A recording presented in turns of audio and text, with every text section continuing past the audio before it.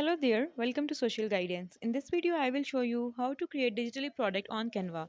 So for this, I'm here on canva.com, and for an example, we want to create a digital product for skincare.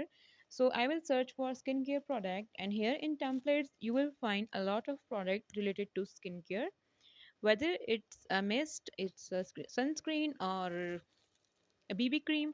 So I will go with a serum bottle here. So I will go with this pink bottle, click on it, and now click on customize this template. Remember one thing, that you can edit each and every part of the template on Canva. So you don't need to worry about the labeling or the name here. So here you can add your logo here.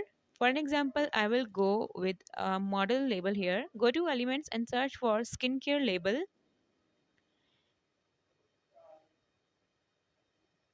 and now go to graphics. So here you will find multiple products, so I will go with this one here. Now you need to change the color of the product here, as the label written is in brown color, so we will change it to brown. Now you can change the name, you can add your brand name here, and now you are good. Your digital product is created. In this way you can create digital product in Canva. If this video helped you, leave a like on the video and make sure to subscribe our channel. Thank you for watching. Bye.